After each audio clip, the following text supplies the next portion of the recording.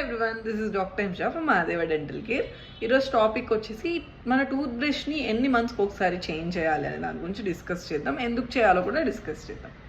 First, every 3 to 4 monthsకి ఒకసారి మనం tooth brush అనేది చేంజ్ చేయాలి.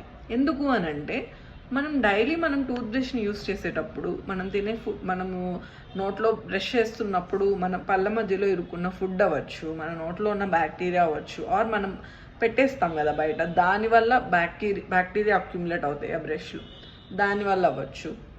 అలా అనమాట. 3 to 4 monthsలోనే పక్కా చేయాలా అంటే 3 months లోపల కూడా మనం చేసుకోవచ్చు. ఇన్ కేస్ ఆ బ్రిజిల్స్ ఫేడ్ అవుట్ అయిపోయినా, లేకపోతే బ్రిజిల్స్ అన్నీ ఇట్లా డిస్పర్స్ అయిపోయినా అప్పుడు కూడా మనం బ్రష్ని మార్చాలన్నమాట. లాంగ్ టర్మ్గా అదే బ్రష్ యూస్ చేయటం వల్ల ఏమవుతుంది అని అంటే ఆ బ్యాక్టీరియా అన్నీ అక్యుములేట్ అయిపోయి, ఆ బ్రిజిల్స్ అన్నీ ఫేడ్ అవుట్ అయిపోయి, దానివల్ల మన గమ్స్ పాడవుతాయి. అండ్ దానివల్ల మనం ఎక్స్ట్రాగా బ్యాక్టీరియాని మన నోట్లో మనకు తెలియకుండానే మనం తీసుకుంటున్నట్టు అనమాట. సో ఈ అన్నిటి వల్ల మనం 3 to 4 monthsకి ఒకసారి చేంజ్ చేసుకోవాలి. ఇంకా ఏంటంటే మనకి ఏదన్నా డిసీజెస్ లైక్ ఫ్లూ కానీ కోల్డ్ కానీ అలా వచ్చినప్పుడు కూడా మనం బ్రష్ చేంజ్ చేసుకోవచ్చు అనమాట.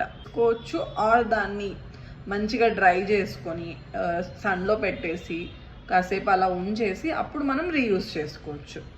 So hope this is useful. Thank you.